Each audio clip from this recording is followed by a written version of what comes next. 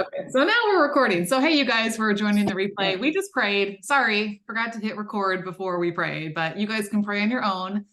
And yeah, and then we will jump in. Before we get into stuff, I want to take us back to our passage from Ephesians 5.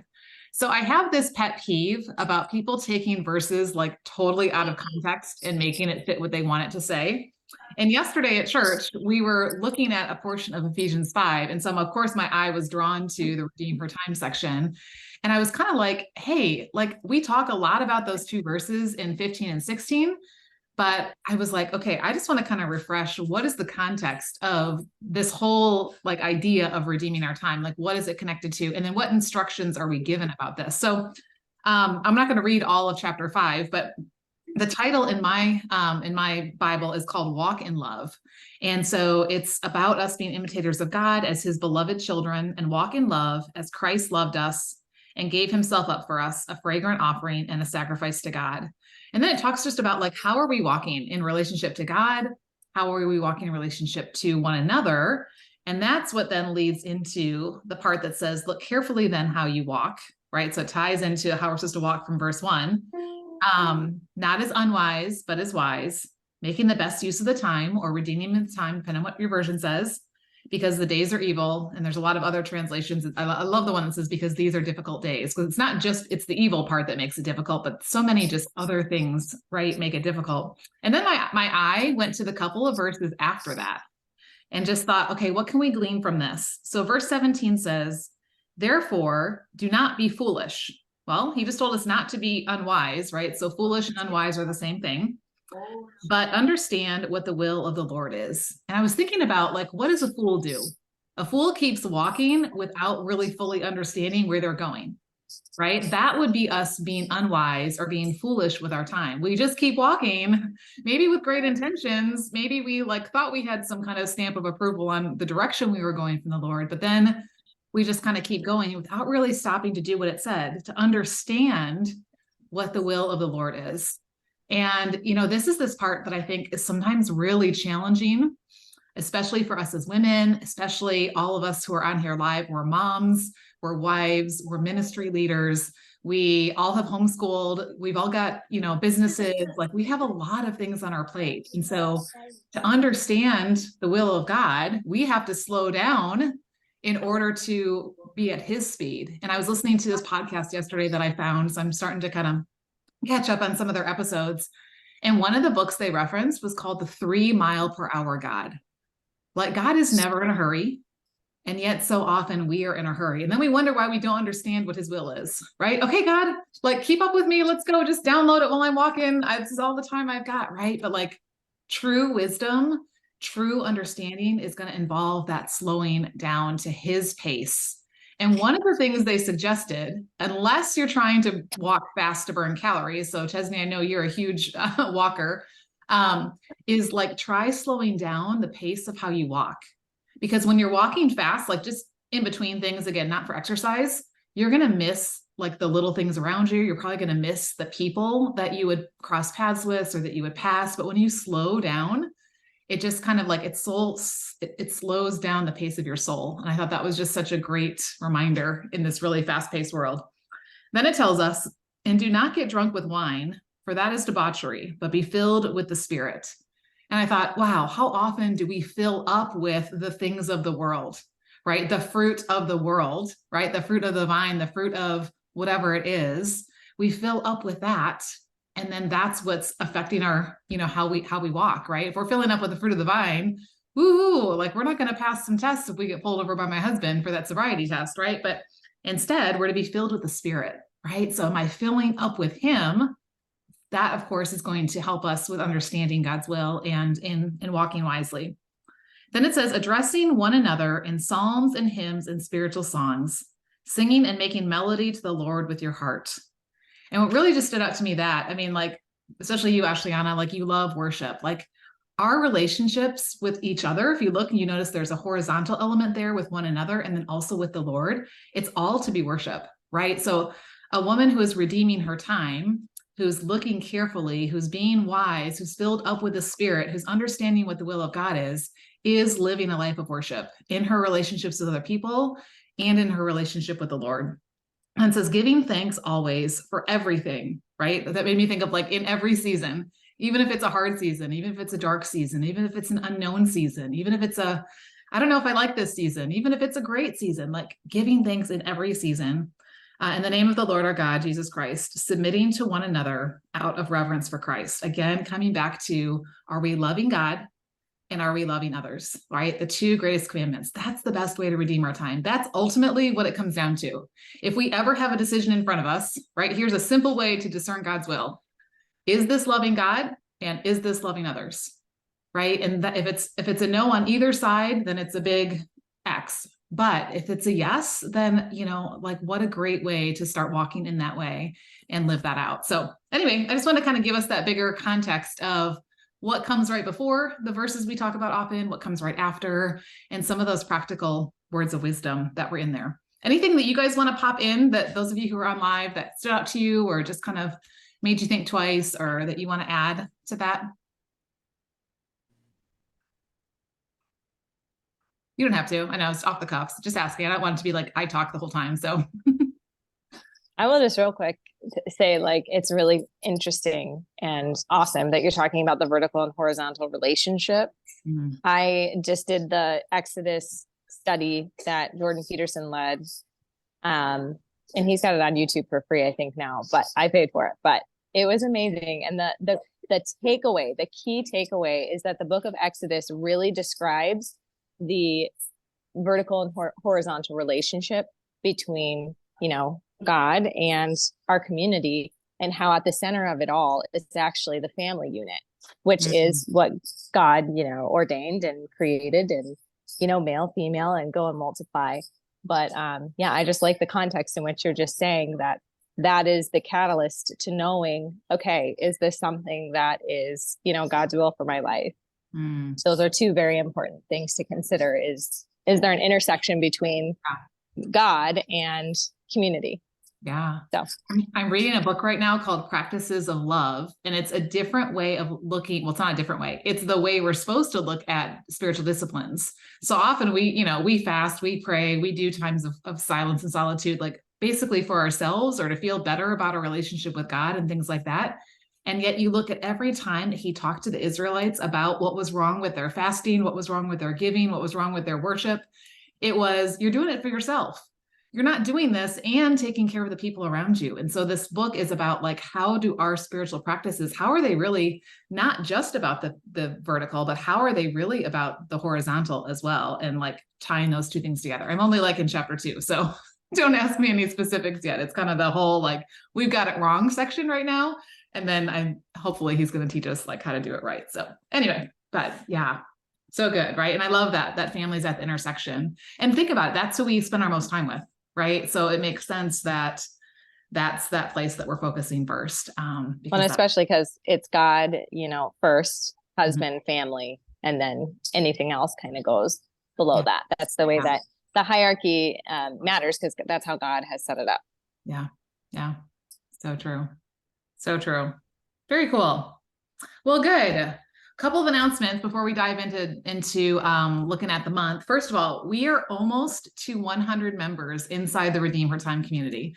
I remember a few months ago being like, oh my gosh, I would love to see 100 women inside of our community. And when I looked the other day, we were like at 93, I think it was. And I was like, we can do this before the end of September. So here's my ask. If you are getting any value out of this community, out of what we talk about, out of how we're challenging one another to look carefully, to live wisely, to redeem our time, all these things that we talk about, like, I really encourage you to invite some friends to come in and join us. I just feel like this is not the message that we hear out in the world. We hear hustle, hurry, we hear productivity, we hear go, go, go and do more. And there's always some other standard to compare ourselves to that makes us feel less than, and like we don't have enough time, or that we're not enough, or we're not doing enough. And so my heart really is, God just keeps putting more and more nuggets in my heart. I'm like, oh my gosh, really? There's more that you want me to pour out as he's like continuing to refine me. So Danielle, I was just saying, we're really close to 100 members inside this group. So if you are experiencing any positive things out of here and you think of someone a friend, a coworker, a neighbor, someone you go to church with, someone that you work with. I mean, there are people all over the place who also struggle with their time and probably want to use it well. So in your menu bar inside the community, there is an invite, and you could just literally click on that and then grab that link and send that to them. And always again, share why you thought of them, what you're getting out of it, that type of thing. But I would love to hit 100 before the end of the month. So that gives us a few days to really think about who we can reach out to and connect with and things like that. So excited about that.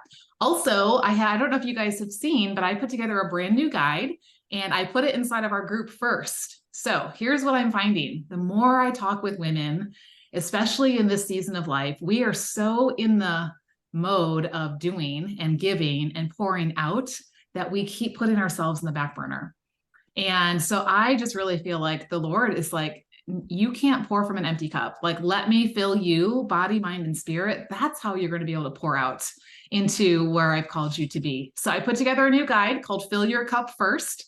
Not only is there a printable worksheet in there for you to work through, but there's also a coaching video that's attached to it. There's a link on the front page, and there's also a QR code. So if you haven't grabbed that yet, go grab it. And that is the freebie that I'm offering on the website right now as well. So again, you can share that with other people and kind of say, hey, this really blessed me, share it out, because it'll bring people, into our community and things like that. So, and then the third thing I wanted to share with you is that the Redeem Her Time program, the doors are open. So if you remember back when we first launched back in April, I only could allow so many people in, and then we closed the doors. Danielle got to be one of those people who was in that group, and we were all together on the same page at the same time.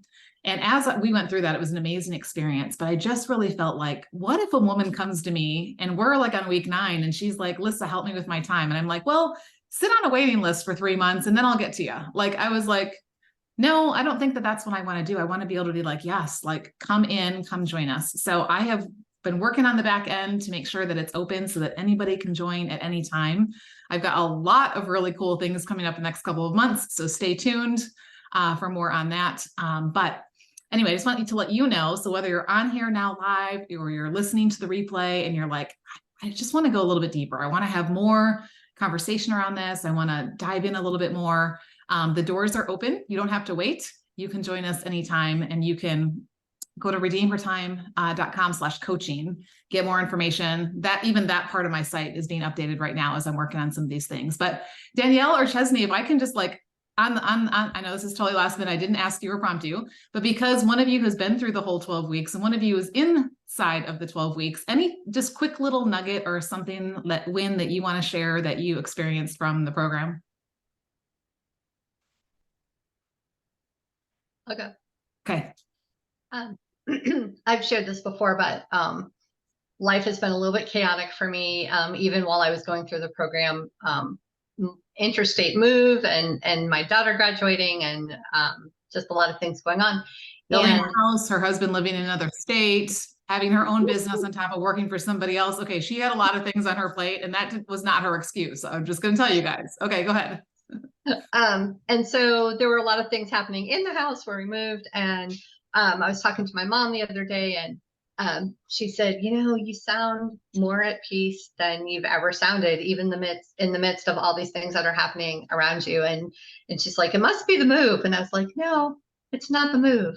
It's this program that I'm in. And I'm learning how to design my life instead of living by default. And so I don't feel that chaos and that turmoil around me constantly all the time that keeps me, in a mess.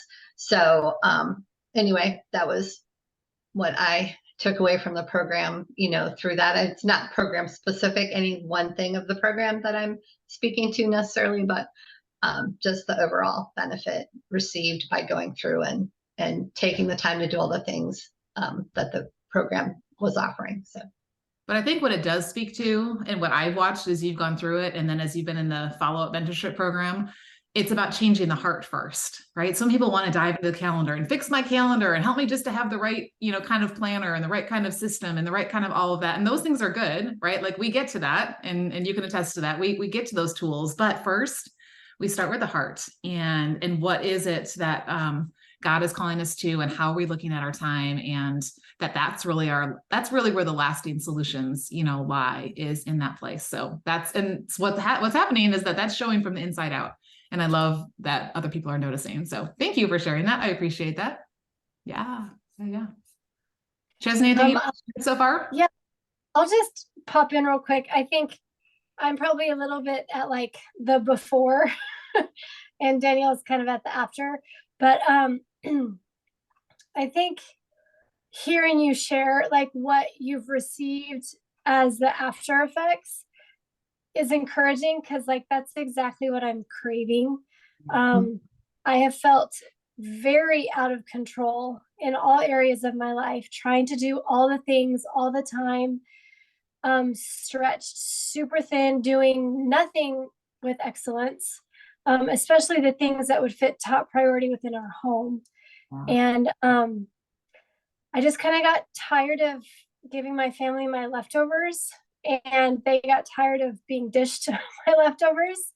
And so I think just knowing that these are going to be tools that, like you said, not only will address calendar control, so to speak, but like realizing that the calendar is a tool, it's not a tyrant. And I was living under the tyranny of my calendar, and just chasing around our activities, being late to everything, super stressed out, angry mama because I couldn't get anything done. Everything in the home is chaotic, and the impact that was having on relationships. So I like just listened to module 2A yesterday. So I'm like right at the beginning of the vision, and I'm really, really excited. And I'm not rushing through it to keep up with, the spotlight coaching of, okay, we're on week 3 or whatever, because I don't want to miss what it's supposed to be in the heart. Like that might solve some of the calendar problems, but that's not going to affect my heart. So I'm really excited. I feel like I quote Lissa everywhere that I go. Any opportunity that I have to share anything with anybody, or even my posts on Facebook, it's like, here's what I've learned in my recent coaching venture. And so I just kind of feel like so much value, and like my heart, like it's so ripe for that harvest. So I'm really excited. And my heart is so full, you guys. Oh my gosh, so great. And that's what it's about, right? It's about a fruitful harvest. And that's not about me like trying to will more fruit to come out, right? It only comes from abiding with him, which is going to come from what we talked about in the beginning, slowing down to his pace, slowing our bodies and our souls down to the pace where we can really hear him. And so I love the fact that you're taking the time you need. That's also why I made the program such that you're not going to get kicked out after 12 weeks, because I want you to have that flexibility. And so just so you know, Chesney, and anyone else who comes in, the spotlight coaching, like it literally is just, we're here. It doesn't matter what week you're on, right? Like you're on week 2 or on module 2, somebody else might be on, module 3, and somebody else is just starting. And I think there's beauty in us all being in a little different place, and really being able to learn from where each other is growing and the questions we're asking and things like that. So yeah, that's beautiful. I'm excited to kind of hear how your journey goes as you're going through it. So God's doing so many great things, and I'm excited. And again, it's just like, I feel like there's so much more coming. So watch out, hold on, stick with me, because we've got a lot of really fun things coming up.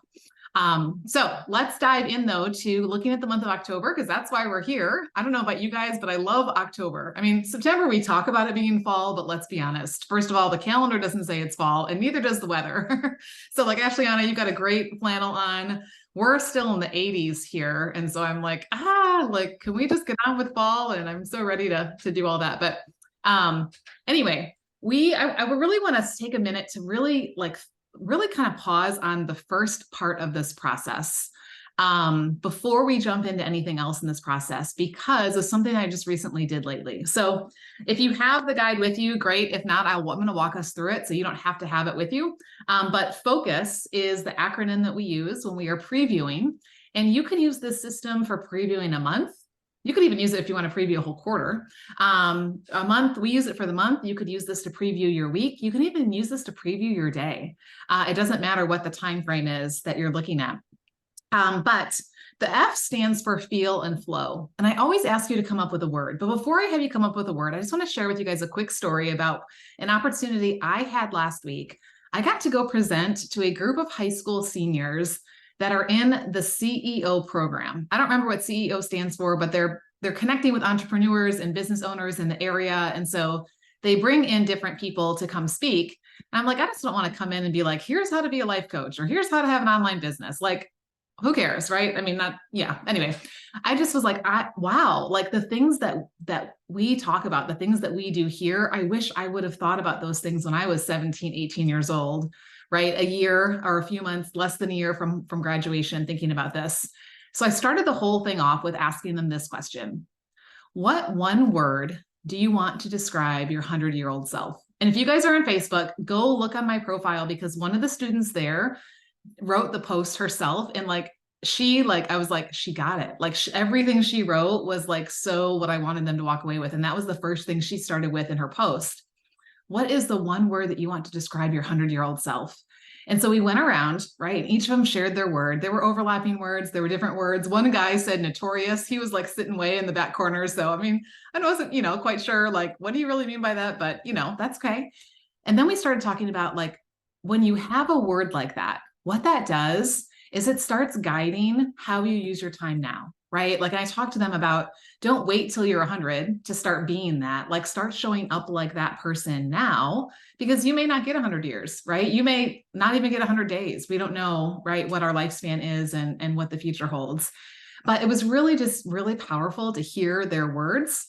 So I just really want, like, when you pick your word for October, I mean, it doesn't have to be like this, like, oh my gosh, this is my 100-year word that's going to last forever, right? But like, I really want you to think about, when I get to October 31st, what word do I want to have said that would describe me and how I used my time, or where my time was focused over this month? And really put that word out in front of you, such that, like, maybe it goes to the top of your planner each day. Maybe it goes on your phone as a screensaver. If you don't have the Redeemer Time phone screensaver. My husband picked up my phone yesterday and he's like, oh, look carefully how you live. He like started reading the verse.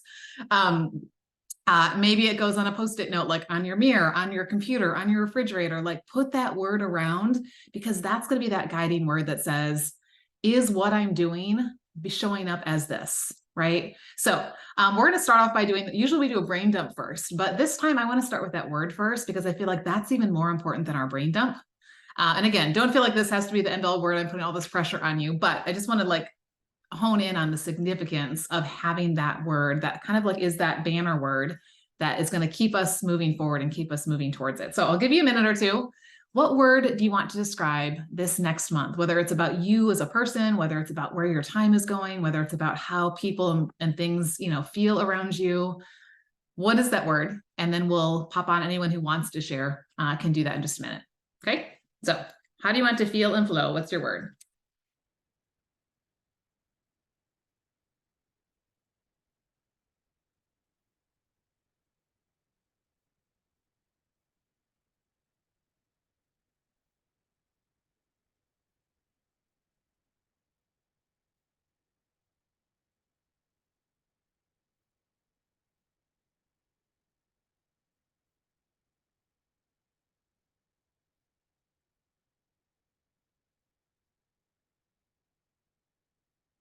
It could be like because of things you have going on this month, as I'm kind of looking at my month, or it could just be something in general.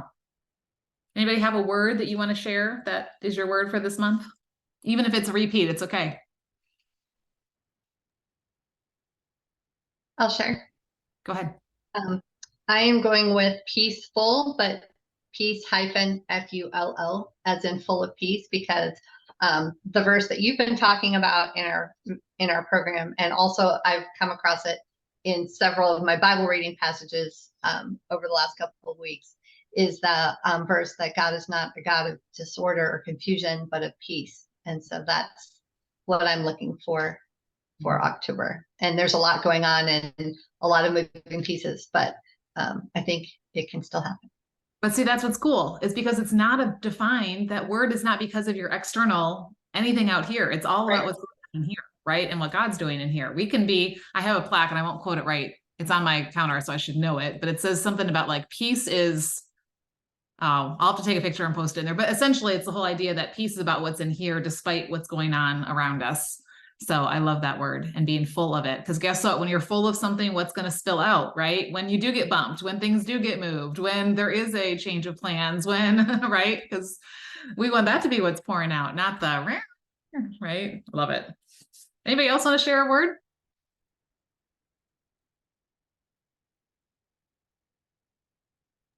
I can share mine.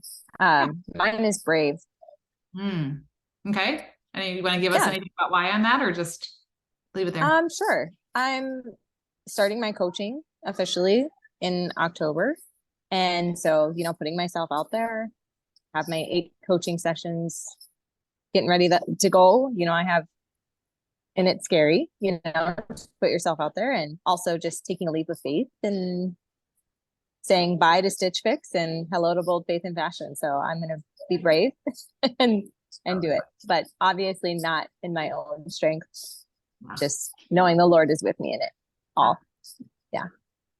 But he says all the time, like, be bold, like take courage, right? Don't be afraid, because he knows, that's our natural tendency when it's something new, and when we can't quite see everything and things feel safe on this side. And, how am I stepping out? You guys, I've gotten to watch this journey.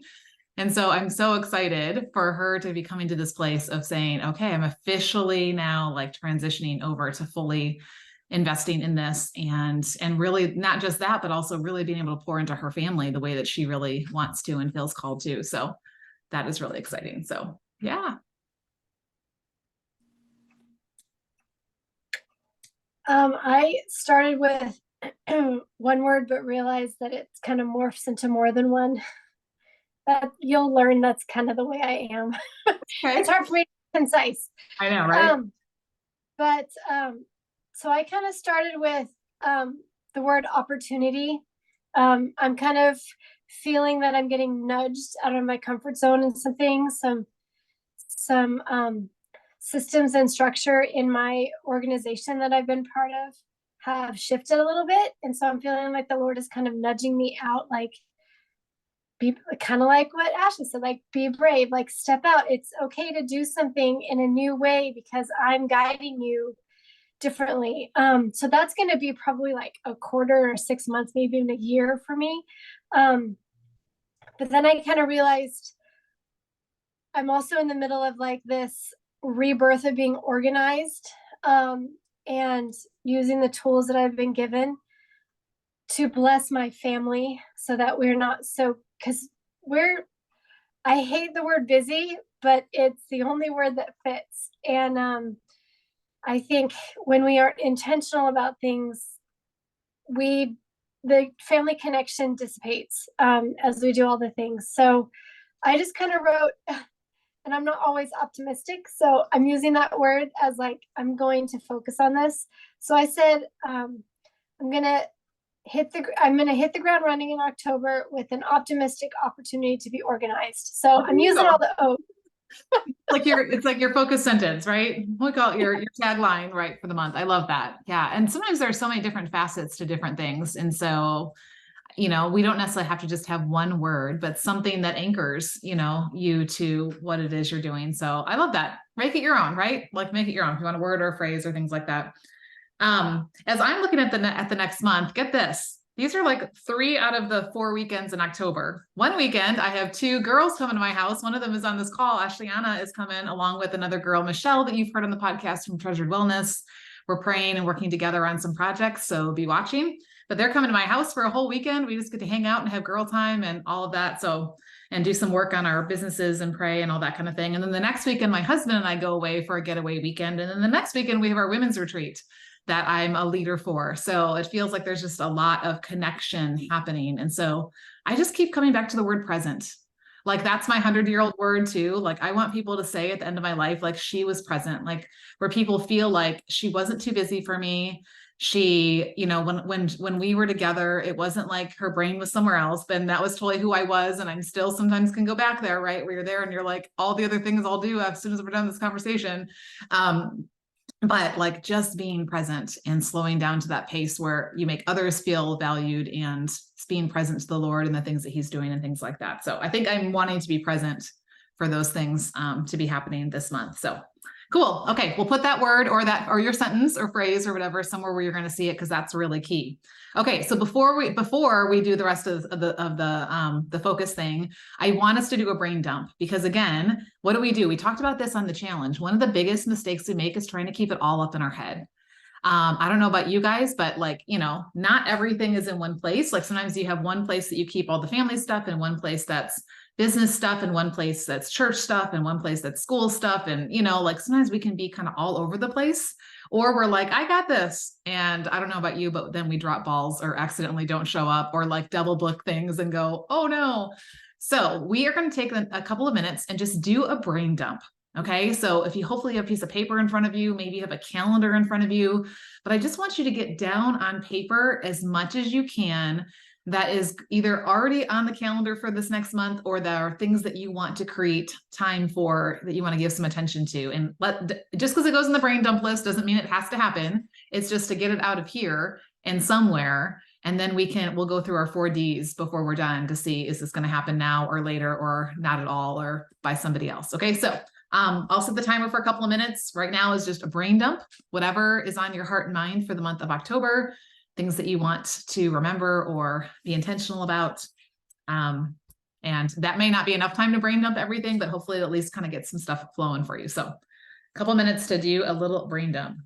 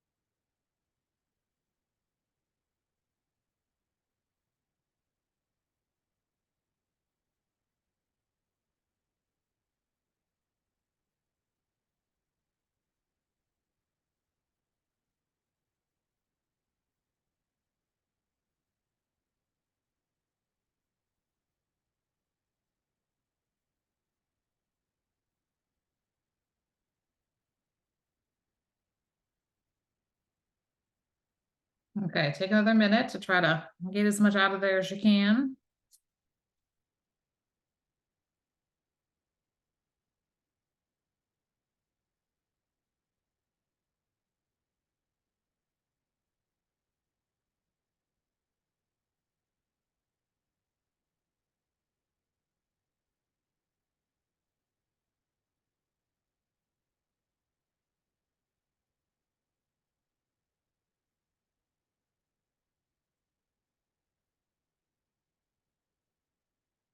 I encourage you, have a notebook or have a pad of paper next to where you are. Maybe you carry it with you. Maybe it's just in, places where you're going to be spending some time, because inevitably things come up that you're like, oh my goodness, I totally forgot about that, or I need to think about that. So whenever we can get it out of here and get it down on paper, then it becomes so much easier to use. Yeah, Google Docs is a great thing to do, Ashliana, because then you can access it anywhere. So for those of you who like digital, I'm still a paper pencil girl. Like I still have to, there's something about me writing it out. I don't know why. But yes, a lot of options. So that's a great idea. And it's going to help us to, kind of pull things together from different places. So maybe there are some things you wrote down that you don't have the information right with you, but it's triggering so that you have something to go back to. Hey, I need to go check that calendar, or check that schedule, or check the bulletin, or whatever it was that had that information. Okay. O is for the one thing. So there are a lot of things that we could do and spend time on in this next month, right? And there are a lot of things that we will spend time on just because they're part of everyday living. But what we really want to always make sure we do is we identify, like, what's the one thing, or close to it, Chesney, you don't, like if you're like, I can't pick one thing, right? I get it, I know. But what is it that really I want to make sure gets some focused attention? Now, that doesn't mean it gets necessarily more quantity of time, but it's going to get quality time. And this is something that, is either going to cause growth in one of the 8 areas, or something that God's just been putting on your heart. Maybe it's something you've been putting off. Maybe it's something that you've already been planning on. And so you've had a different focus in September and you're like, okay, now that this is taken care of, I'll be able to, kind of transition my focus over here. Maybe you have no idea. So this may be a good time just to ask, like, Lord, what is something that you really want me to be intentional about, and make sure that I'm giving it some time. So the one thing focusing question from the book, The One Thing by Gary Keller, is this: what's the one thing I can do such that by doing it, everything else will be? And I just say, put your word or your phrase in there, right? Like, that may be a question to ask, or you could ask it in general, or you could ask it in a specific area. What's the one thing in my marriage? What's the one thing in my parenting? What's the one thing in my business? What's the one thing in my wellness? What's the one thing in my faith walk that if I, am really committing to doing this one thing over the next month? That may be a daily thing. It may be, every couple days. It may just be once during the month. That doesn't mean, again, that it has to have time every day. But what is it that's really going to move the needle, that I really feel like God is putting out there? So the 3 questions you're going to answer about your one thing is, what is my one thing? Okay. Then the next one is, what will I do? So like some specific action steps. We want to get specific underneath that. And when will I do it? This is so key, right? If we don't have a plan for when, we can have all these great what's, but nothing's ever going to happen. So again, it may be something that happens, the frequency is daily. Maybe it's a weekly thing. Maybe it's just one time this month. It doesn't matter what the frequency is, but committing to when you are going to do it. Okay. So we'll take a couple minutes, identify your one thing. What are the action steps you're going to do around that? And when are you going to do that?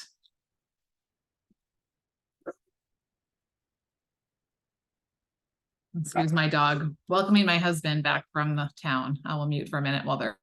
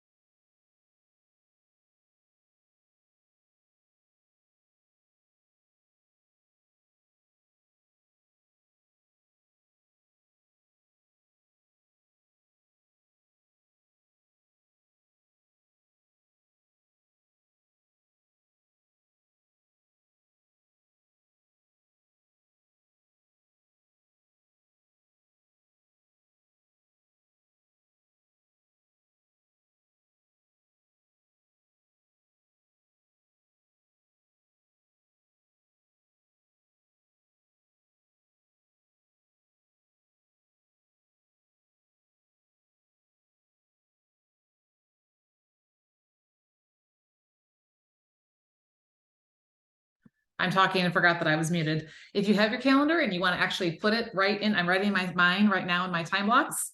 If you want to do that, great. If not, at least have jotted down kind of when that's going to happen. So that way you can make sure you get that in there.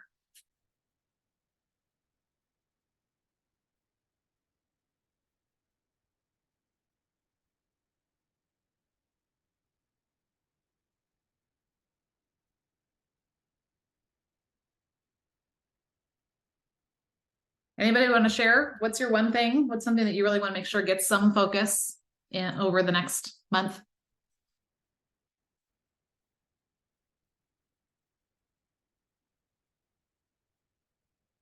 For me, it's a new program that I literally just signed up for today. That is perfect timing. That's going to affect a lot of other things that I'm working on. And so I really want to make sure I lay this foundation and jump into that right away, because it's going to help guide some of the other projects that I already had planned to work on.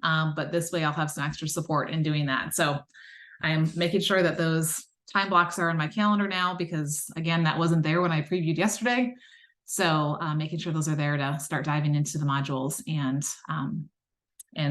start going through that so I can apply it to what I'm working on.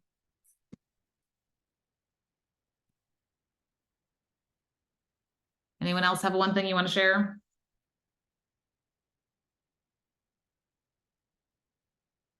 Sure. Since I moved, I haven't really put any intentional focus on my personal business. And I'm in working through the mentorship program. I'm focusing on my full-time business, but I haven't been doing any for my personal. So my one thing for October is to strategize Q4 for my bookkeeping business and have a plan for how I'm going to approach new client prospects, finding those new clients, what my activities are going to be around that. Perfect. Good. It's a very tangible one. Yeah, and mine is launching my coaching package. So that'll be a big thing, but it's going to definitely be my one thing. Yeah. Because here's the thing. I know sometimes we want to choose 100 things, or maybe even like 5 things, or even like 3 things. But when we do that, we spread ourselves so thin that nothing gets enough of us for long enough that we really don't see the results. So one of the things we do that Danielle was alluding to, I kind of was like, we got to the end of that 12 weeks when her group went through the Redeemer Time program. And I'm like, we need something to keep going. And one of the things I teach inside the program is how to do 12-week plans where you're focusing on kind of one main thing for 12 weeks. Again, not that you don't live life, but just kind of what's a project or something I'm really giving this focused attention to, so that you really see that momentum enough to the point that it's really starting to get results. And it's amazing how the tagline of the book, the 12-week year, is do more in 12 weeks than most people do in 12 months. And again, we're not about productivity. We're not just about checking off boxes and doing more, but it's the things that God is leading us to that for whatever reason maybe haven't been getting our attention. And so we're really being faithful. Chesney, that's something that when you talked about the word busy and not liking the word busy, something that a phrase that keeps coming through my mind lately is like going from busyness to faithfulness, right? Faithfulness, I'm still doing, I'm still like, I'm still acting, but it's out of faithfulness to what I'm called to, not just busyness to just be busy and do that. So maybe that's a way to kind of think about that word and how it's transitioning and stuff like that. So yeah. Then you can finish yes and do excellent work. Exactly. I love that. Okay. Let's do C and U together. C is commitments. What commitments do I already have? So maybe there are appointments that already you have, whether they're personal or business ones, or things at church that you've committed to, meetings that you need to be at or prepare for. Maybe it's things around work or a class you're taking or a course you're going through. It could be the Redeemer Time program if you're working through that right now. Maybe it's date night with your hubby. Like, what are those commitments that you're already committed to? We want to make sure they get on your calendar. So that way they don't get forgotten in the shuffle of life. And then U is upcoming.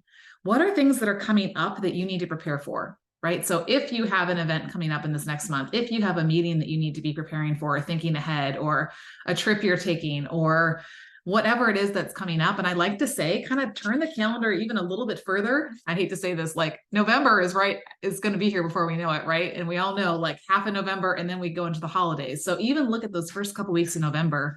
What's coming up? So I have this bigger picture and I can start now all of a sudden being like, oh my gosh, it's here. What do I do now? And scrambling. But it's like I have this intention going in because I'm ahead of the ball instead of running to catch up. So we're going to do C and U together. I'll just give you about 2 minutes. What are the commitments that you already have? Make sure that they are on your calendar for this month, and what is upcoming that you want to make note of that you need to start preparing for, thinking about that's coming up in the next month or the first part of the next month. Does that make sense?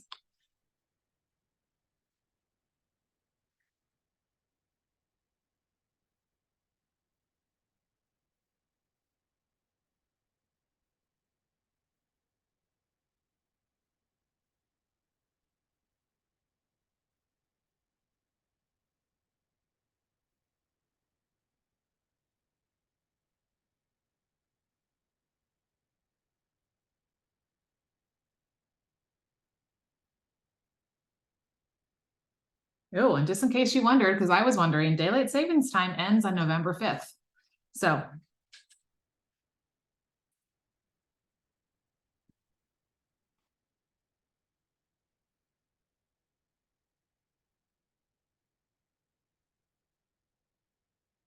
like we got our 5K coming up. Last year, when I got off the plane from Central Asia, I realized I had 3 weeks to plan for or to train for a 5K. So this year I'm starting early and I have 8 weeks, but working on that plan is definitely on my upcoming.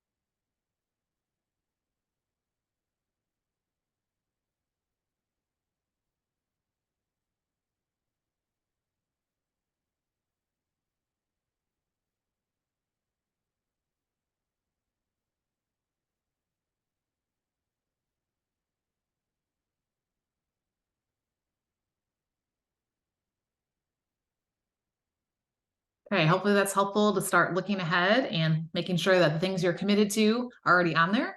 And if you're feeling like I'm committed to too much, then don't feel guilty about it. Let that be a sign that maybe there are some things I need to think about whether or not I want to continue those commitments. Because remember, nothing, I mean, outside of a few commitments in our life is, is forever. And just because we said yes in one season doesn't mean we have to keep doing it or keep doing it the same way or to the same level and things like that. So that which leads us to the last one, which is S, which is simplify. And this is a great time to like go back to that brain dump list or even the things that are on your calendar you've already committed to. And we're going to apply the 4Ds, and this will be our last little segment. And then we'll kind of do one more quick share before we pray over the month and head into that. But the 4Ds are this. Number one, what can I delete? What really doesn't need to be done really ever? Maybe this is just not mine to do at all. It really isn't going to make any difference. Even though I've had this on my list or my whatever for a while, sometimes it's because it's what the world's telling us to do, or someone else, even if they're well-meaning, is trying to tell us to do, but maybe it's just not even supposed to be there. So permission to delete some things. And that's, I think, sometimes the hardest one. We feel like everything matters, but really look for is there anything on my list or on my calendar that can just go away and be deleted. The second one is what can I delegate? What is it that does matter, but I'm not the only person who can do this? Maybe there's someone else in your home who can do it. Maybe there's someone else that you can hire to do it. Maybe there's someone you can trade some time or services with to do. Maybe there's a team and that you have around something that you can give, some pieces of this job to someone else. So it's not all on you if other people could be a part of that. So that's another hard one for us, I think, right? Like sometimes this just feels easier to do it all ourselves. And yet each little thing may just be a little thing, but when you put them all together, it snowballs. The third one is what can I delay, right? What is this not the month for? Okay, specifically looking at October. What is it that maybe I wanted to get to this month, but you know what? It really doesn't matter compared to some other things. And so I'm intentionally going to either put it into November, or maybe I'm going to put it into January and revisit it in the new year. I still think this matters, so I'm not deleting it, but right now something else needs my time and attention, or it can't get my full attention. So it's gonna wait.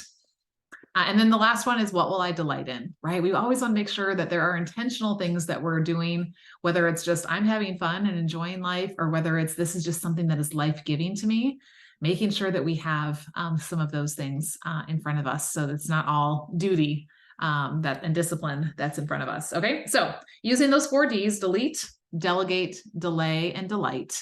I want you just to kind of take a couple minutes, look through what's on your calendar, look through what's on your brain dump list, see what things might fit under those categories, and then move them into the appropriate places. And then we'll come back in about 2-3 minutes, kind of just share some final thoughts about this month, and then head out.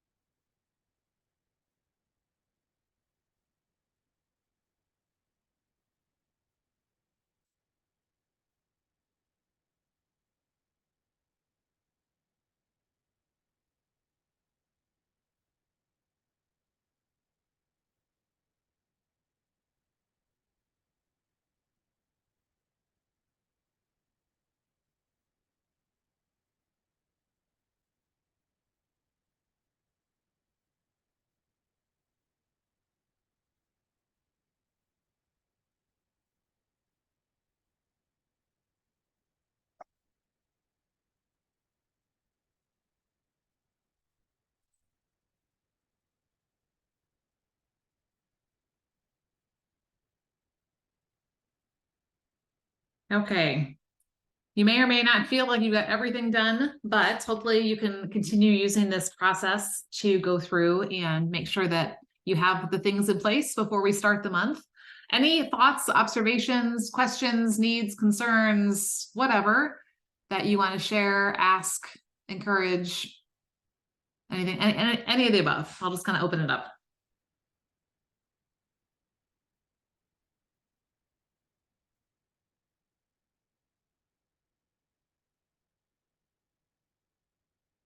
How are you feeling about the month ahead? Optimistic. Yeah. Yeah, I was just gonna say, I think I appreciate like the brain dump and then the calendar. Like, okay, all these things we want to do, it kind of creates that structural tension of like, okay, now we're going to actually make it happen. This is our plan to make it happen, rather than it being an ambiguous, like, oh, someday I'll do it. So I'm learning a lot about keeping those commitments to myself.